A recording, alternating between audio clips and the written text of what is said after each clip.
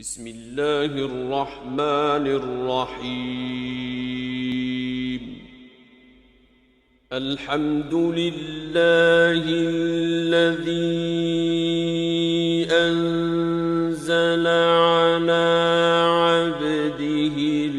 الكتاب ولم يجعل له عوجا قيما لينذر بأسا شديدا من لدنه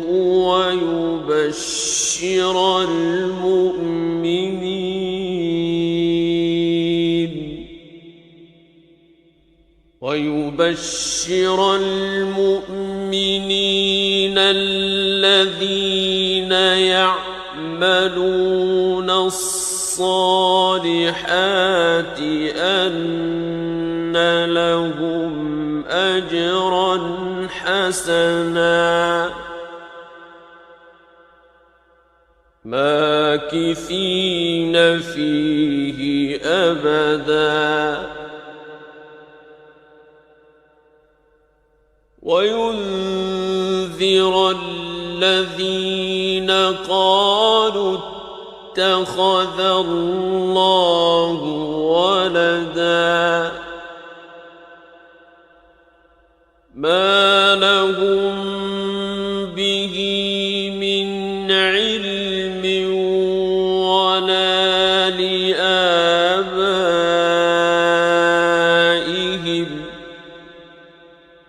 كبرت كلمة تخرج من أفواههم إن يقولون إلا كذبا فلعلك باخع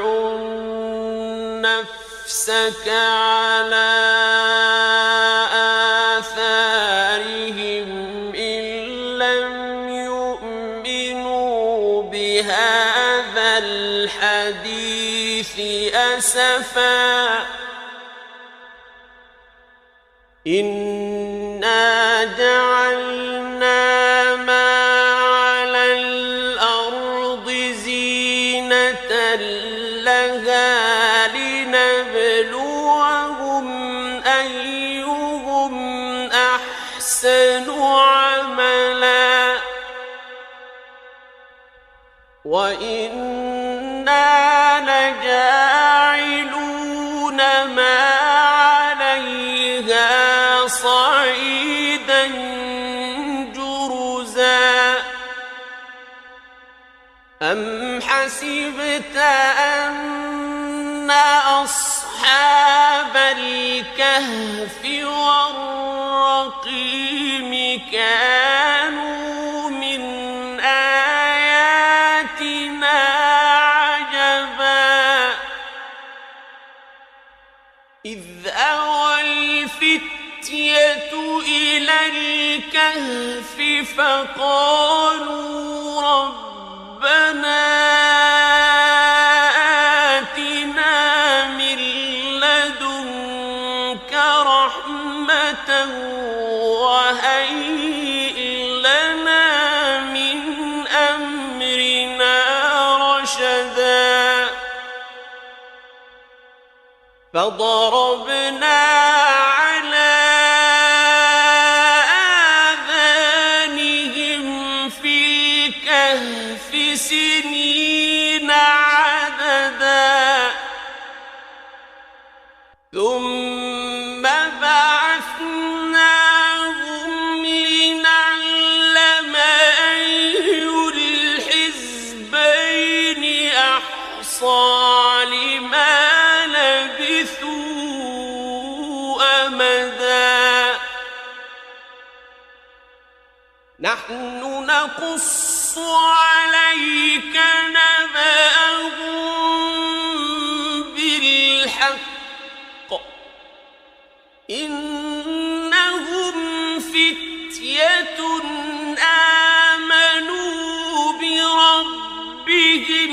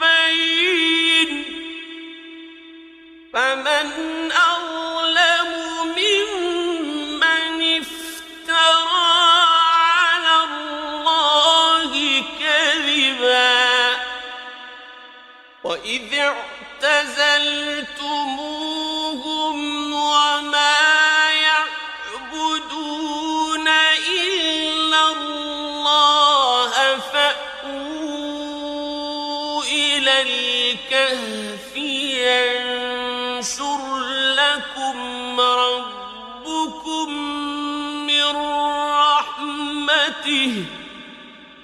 فأووا إلى الكهف ينشر لكم ربكم من رحمته ويهيئ لكم من أمركم مرفقا وترى الشمس إذا طلعت تزاور عن كهفهم ذات اليمين وإذا غربت تقرضهم ذات الشمال وهم في فجوة منه ذلك من آيات الله من يهد الله فهو المهتد ومن يضلل فلن تجد له وليا مرشدا وتحسبهم أيقاظا وهم رقود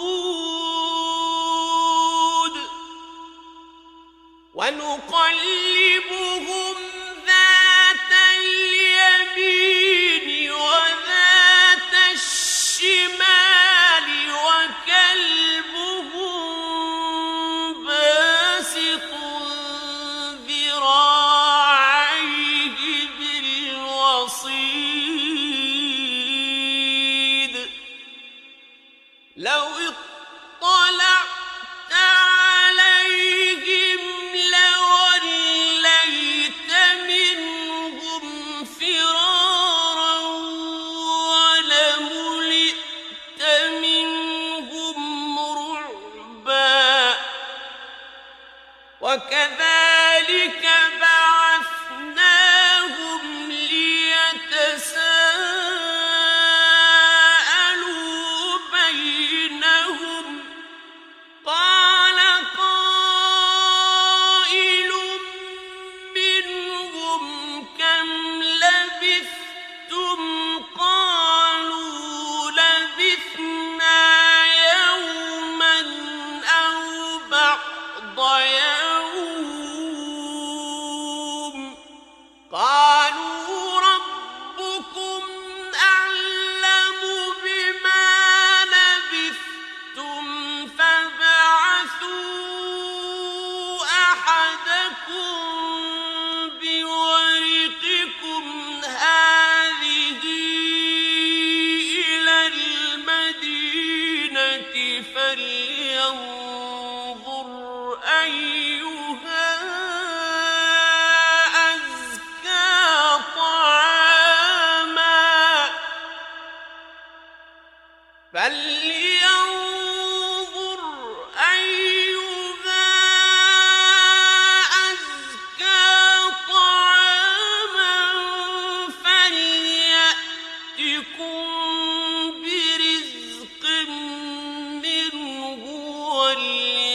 وليتلطف ولا يشعرن بكم أحدا إنهم إن يظهروا عليكم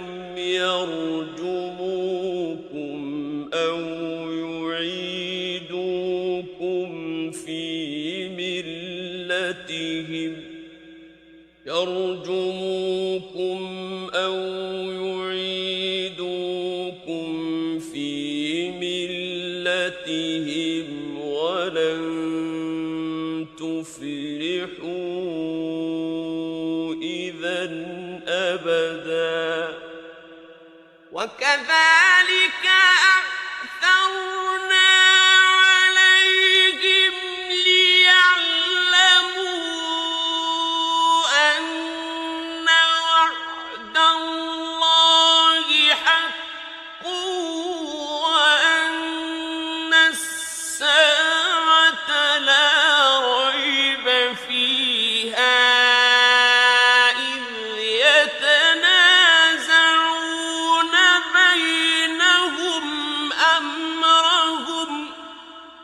فقالوا ابنوا عليهم بنيانا ربهم أعلم بهم قال الذين غلبوا على أمرهم لنتخذن عليهم مسجدا سيقولون ثلاثة رابعهم كلبهم ويقولون خمسة سادسهم كلبهم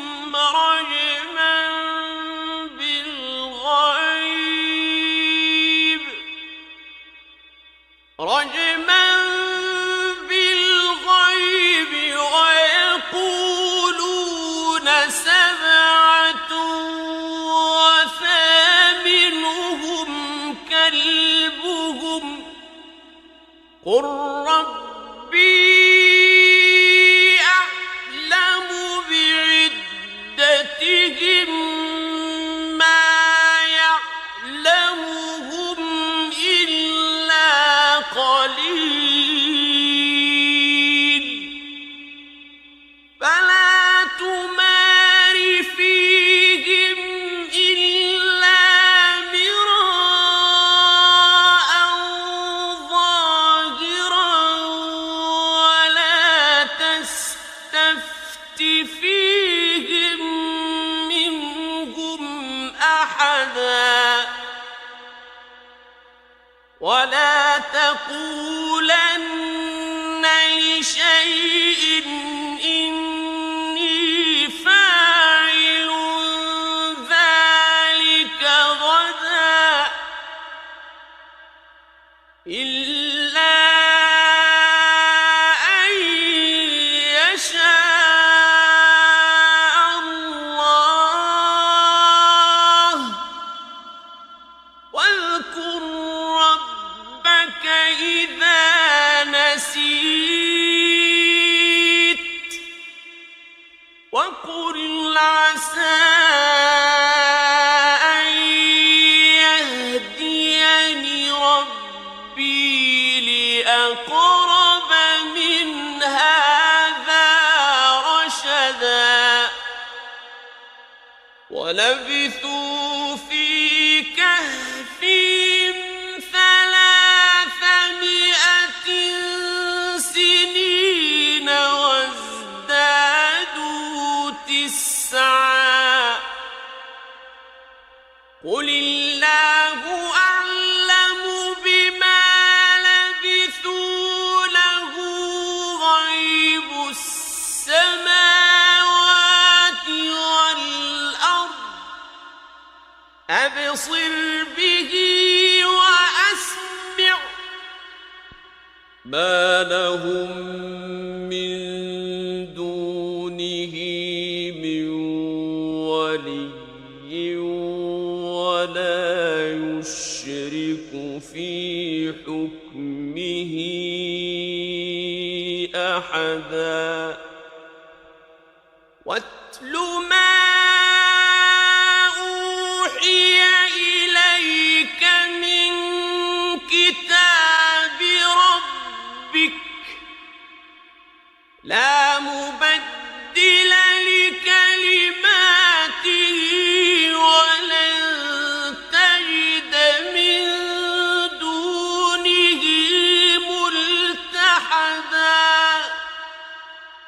واصبر نفسك مع الذين يدعون ربهم بالغداة والعشي يريدون وجهه ولا تعد عيناك عنهم تريد زينة الحياة الدنيا ولا تطع من أغفلنا أغفلنا قلبه عن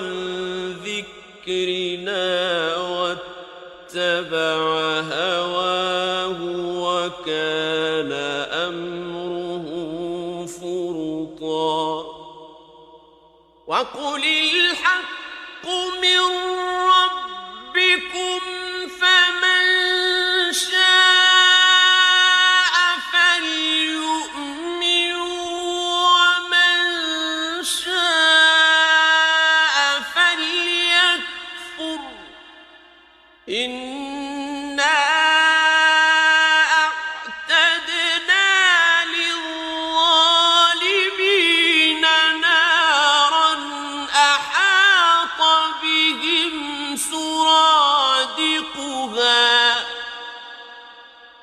وإن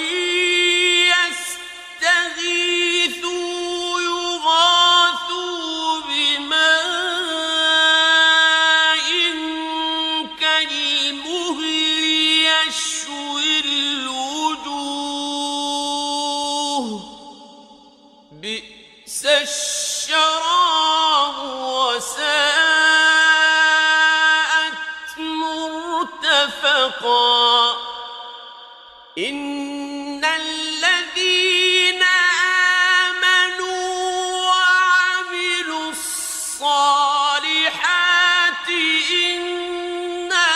لا نضيع أجر من أحسن عملا أولئك لهم جنات عدن تجري من تحتهم الأنهار يحلون فيها من أساور من ذهب يحلون فيها من أساور من ذهب ويلبسون ثيابا خضرا من سندس وإستبرق ويلبسون ثيابا خضرا من سندس وإستبرق متكئين فيها على الأرائك نعم الثواب وحسنت مرتفقا واضرب لهم مثلا رجلين جعلنا لأحدهما جنتين من أعناب وحففناهما بنخل وجعلنا بينهما زرعا كلتا الجنتين آتت أكلها ولم تظلم منه شيئا وفجرنا خلالهما نهرا وكان له ثمر فقال لصاحبه وهو يحاوره أنا أكثر منك مالا وأعز نفرا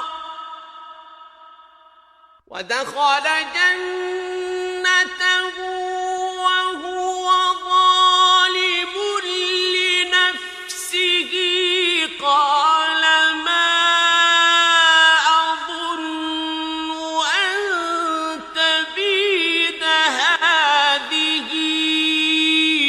أبدا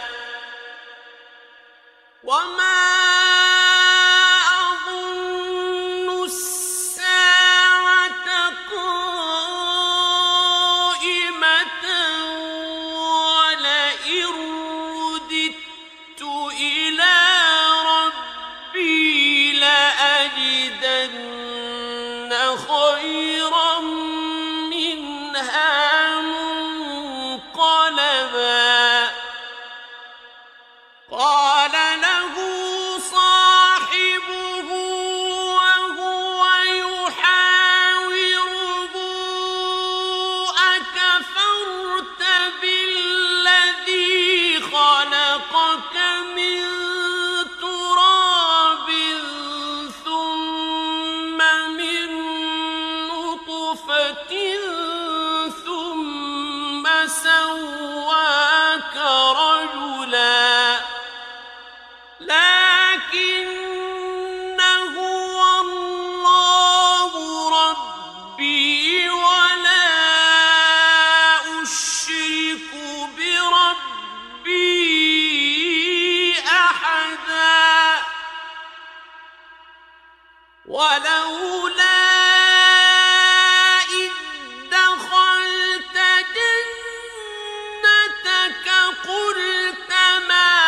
شاء الله لا قوة إلا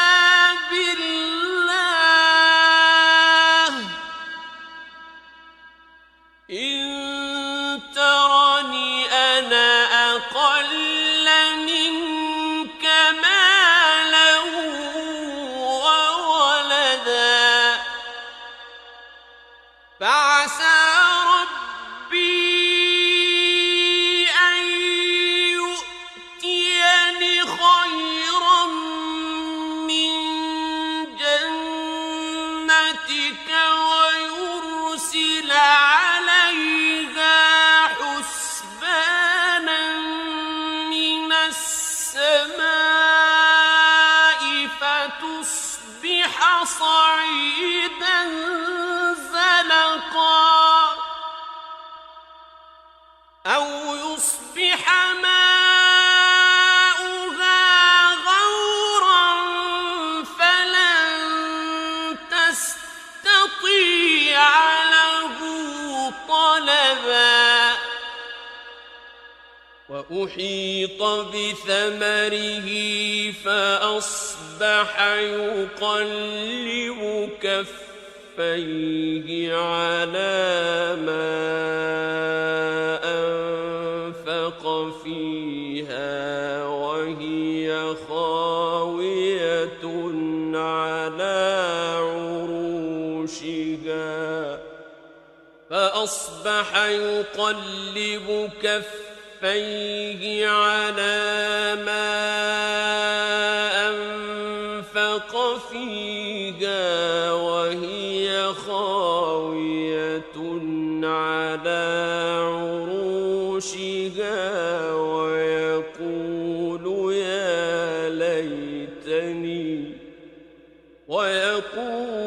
يا ليتني لم أشرك بربي أحدا ولم تكن له فئة ينصرونه من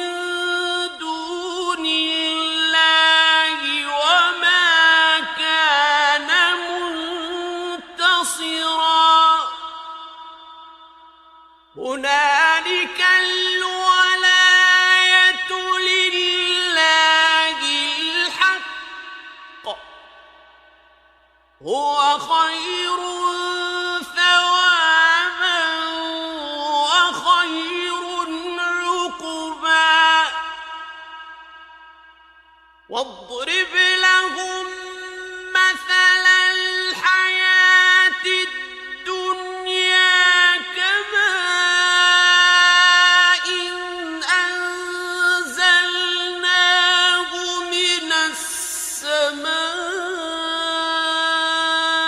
فاختلط به نبات الأرض فأصبح هشيما تذروه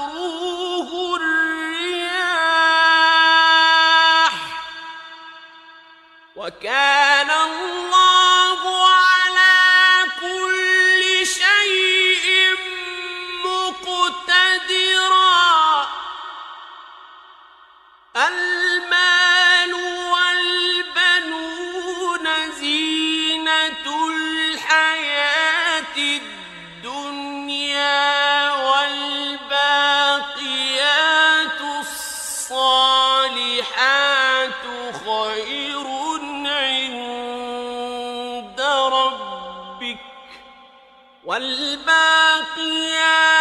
الصالحات خير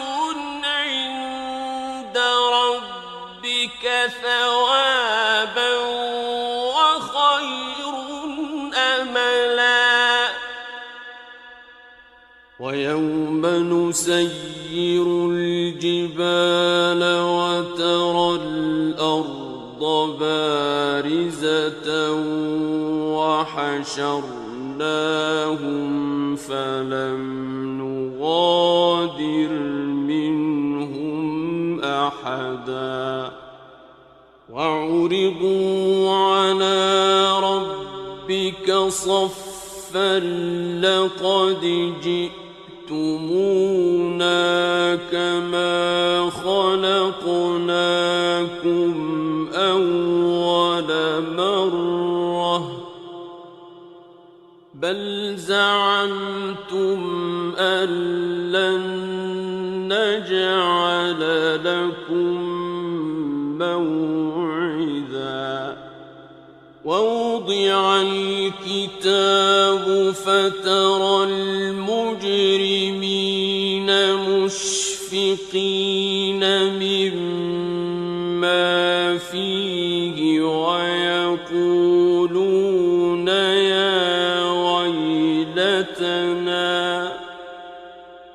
ويقولون يا ويلتنا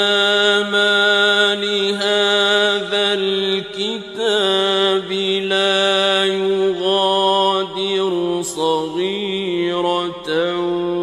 ولا كبيرة إلا أحصاها ووجدوا ما عملوا حاضرا ولا يظلم ربك أحدا وإذ قلنا للملائكة اسجدوا لآدم فسجدوا إلا إبليس كان من الجن ففسق عن أمر ربه أفتتخذونه وذريته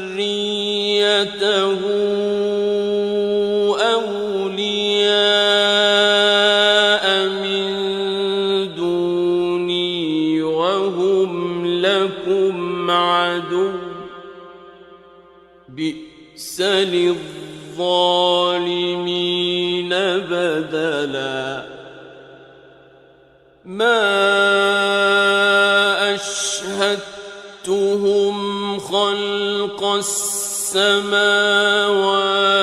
والأرض ولا خلق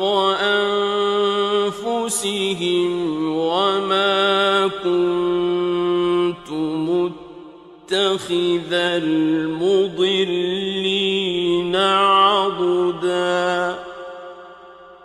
ويوم يقول نادوا شركائي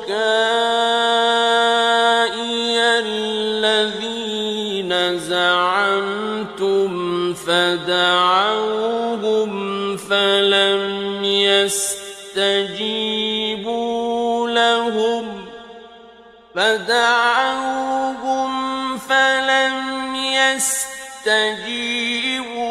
لهم وجعلنا بينهم موبقا ورأى المجرمون النار فظنوا أنهم مواقعوها ولم يجدوا عنها مصرفا ولقد صرفنا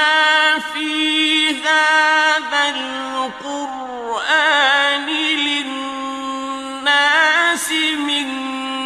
كل مثل وكان الإنسان أكثر شيء جدلا وما منع الناس أن يؤمنوا إذ جاءهم الهدى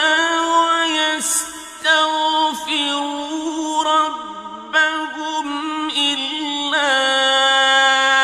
أن تأتيهم سنة الأولين إلا أن تأتيهم سنة الأولين أو يأتيهم العذاب قبلا وما نرسل المرسلين إلا مبشرين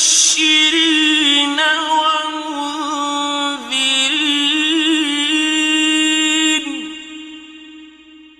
ويجادل الذين كفروا بالباطل ليدحضوا به الحق واتخذوا آياتي وما أنذروا هزوا ومن أظلم ممن ذكر بآيات ربه فأعرض عنها ونسي ما قدمت يداه إنا جعلنا على قلوبهم أكنة أن يفقهوه وفي آذانهم وقرا وإن تدعوهم إلى الهدى فلن يهتدوا إذا أبدا وربك الغفور ذو الرحمة لو يؤاخذهم بما كسبوا لعجل لهم العذاب بل لهم موعد لن يجدوا من دونه موئلا وتلك القرى أهلكناهم لما ظلموا وجعلنا لمهلكهم موعدا وإذ قال موسى لفتاه لا أبرح حتى أبلغ مجمع البحرين أو أمضي حقبا فلما بلغا مجمع بينهما نسيا حوتهما فاتخذ سبيله في البحر سربا فلما جاوزا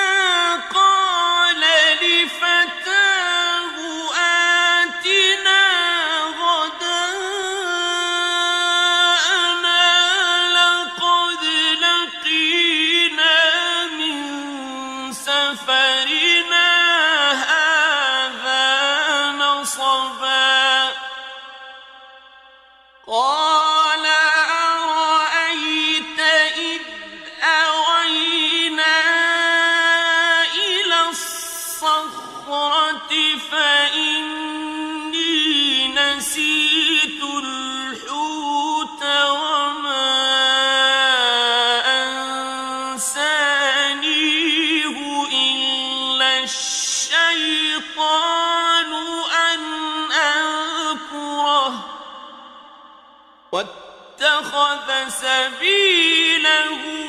في البحر عجبا قال ذلك ما كنا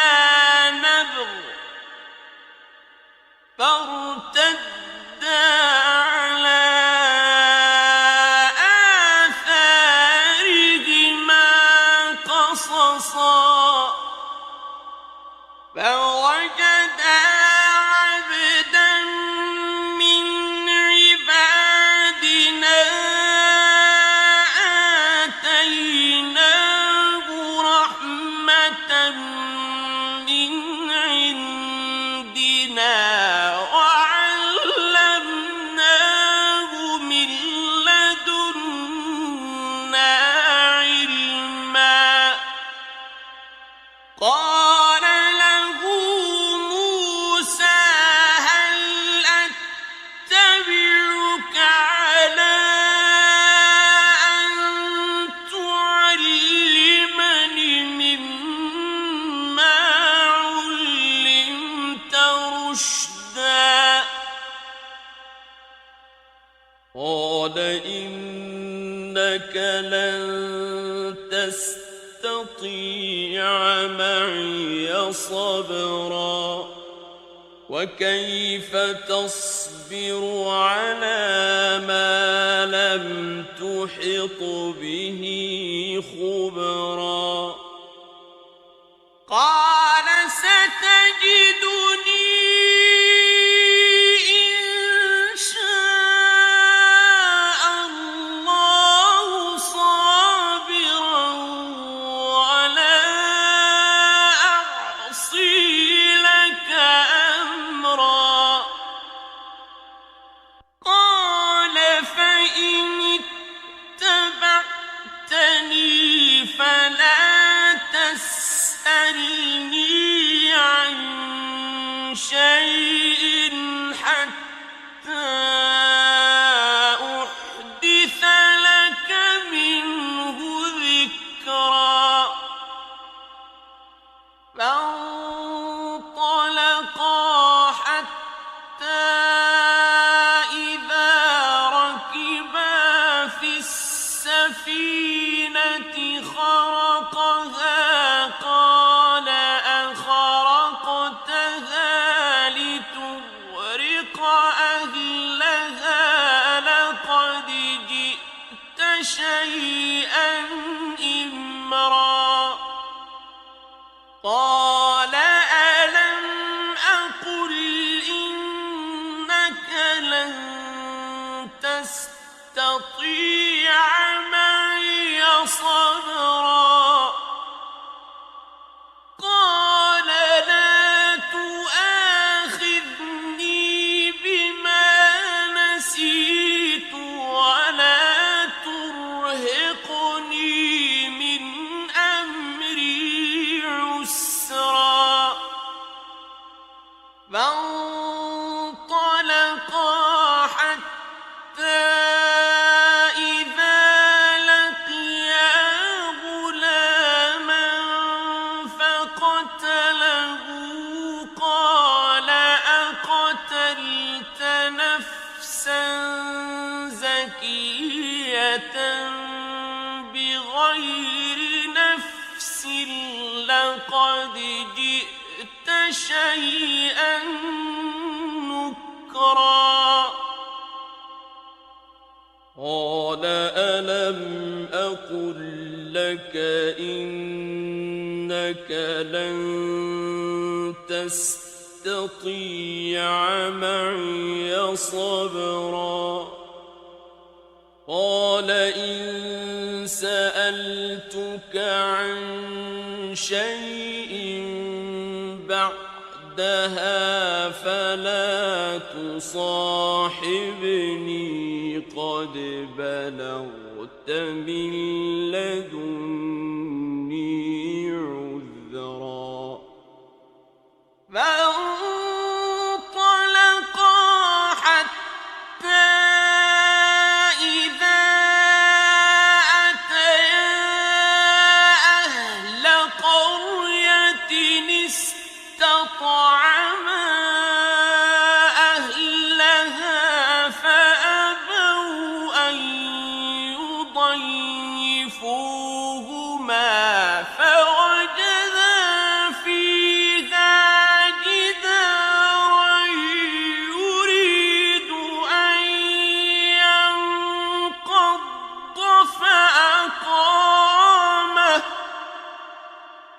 قال لو شئت لاتخذت عليه أجرا قال هذا فراق بيني وبينك سأنبئك بتأويل ما لم تستطع عليه صبرا أما السفينة فكانت لمساكين يعملون في البحر فأردت أن أعيبها وكان وراءهم ملك يأخذ كل سفينة غصبا وأما الغلام فكان أبواه مؤمنين فخشينا أن يرهقهما طغيانا وكفرا فأردنا أن يبدلهما ربهما خيرا منه زكاة وأقرب رحما وأما الجدار فكان لغلامين يتيمين في المدينة وكان تحته كنز لهما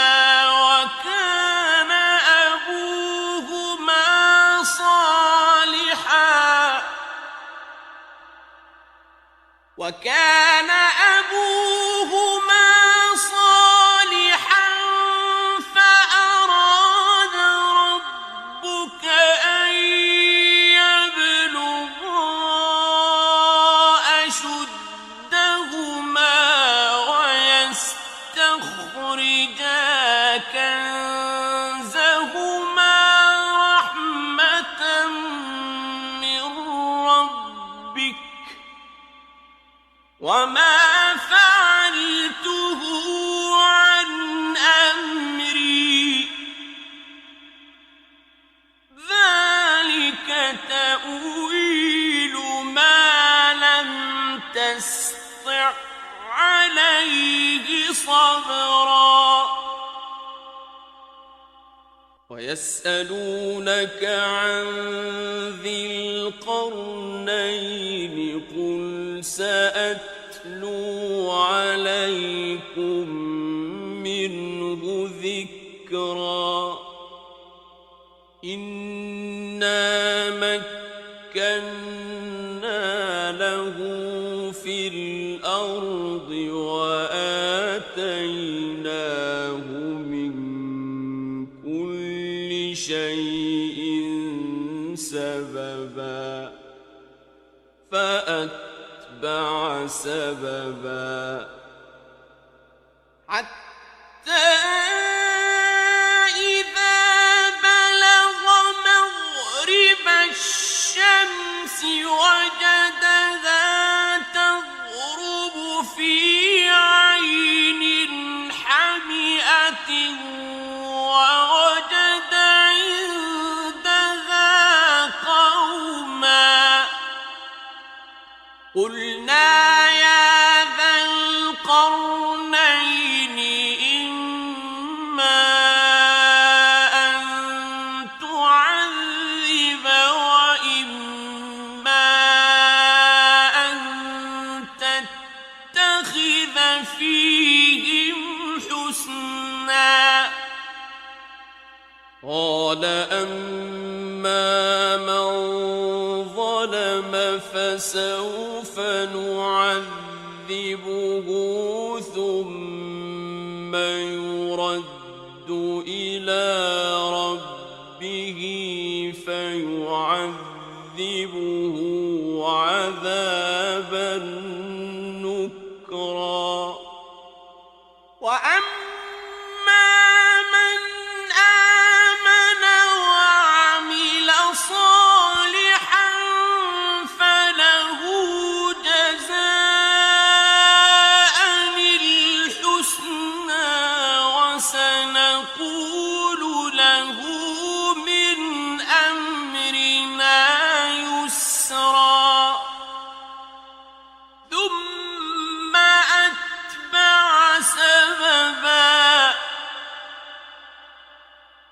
حتى إذا بلغ مطلع الشمس وجدها تطلع على قوم لم نجعل لهم من دونها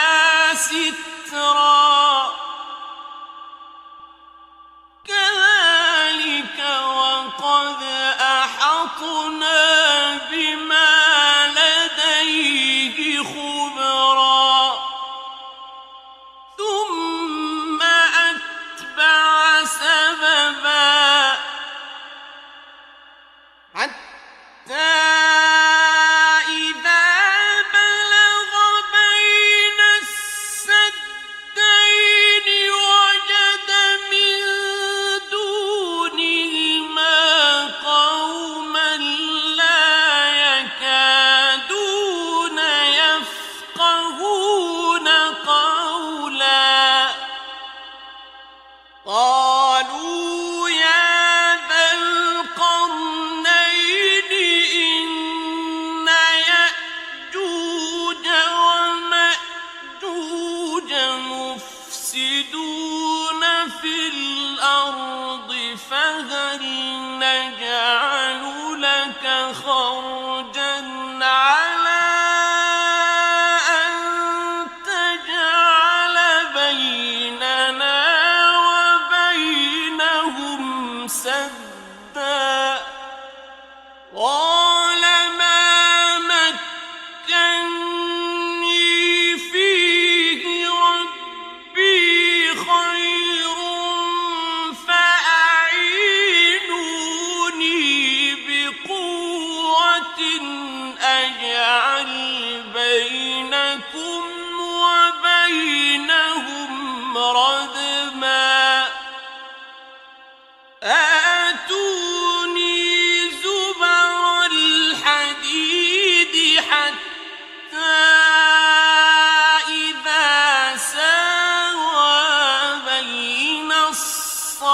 الصدفين قال انفخوا حتى إذا ساوى بين الصدفين قال انفخوا حتى إذا جعله نارا قال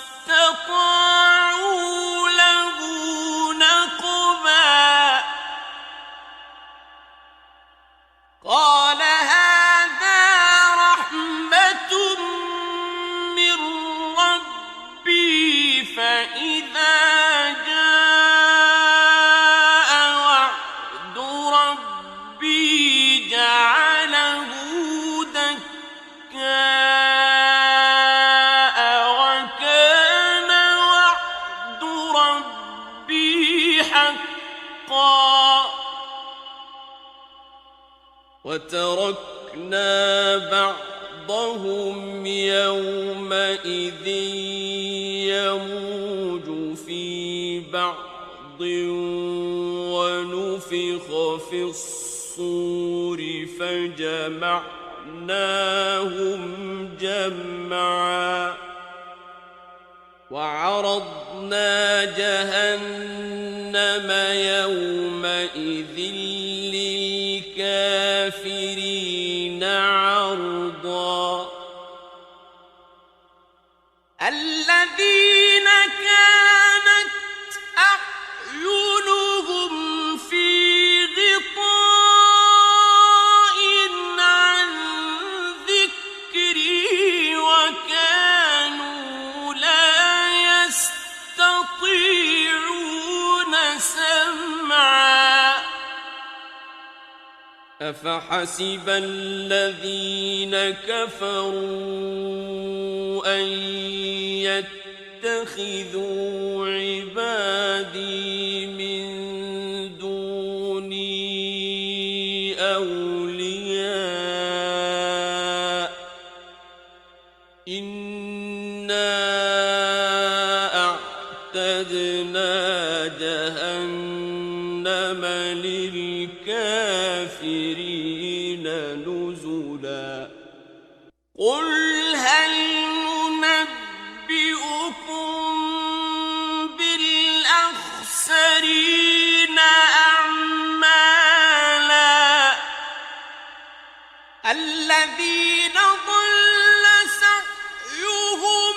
في الحياة الدنيا وهم يحسبون أنهم يحسنون صنعا أولئك الذين كفروا بآيات ربهم ولقائه فحبطت أعمالهم فلا نقيم لهم يوم القيامة وزنا ذلك جزاؤهم جهنم بما كفروا واتخذوا آياتي ورسلي هزوا إن الذين آمنوا وعملوا الصالحات كانت لهم جنات الفردوس نزلا خالدين فيها لا يبغون عنها حولا قل لو كان البحر مدادا لكلمات ربي لنفد البحر قبل أن تنفد كلمات ربي لنفد البحر قبل أن تنفد كلمات ربي ولو جئنا بمثله مددا قل إنما أنا بشر مثلكم يوحى إلي أنما إلهكم إله واحد فمن كان يرجو لقاء ربه فليعمل عملا صالحا يشرك بعبادة ربه أحدا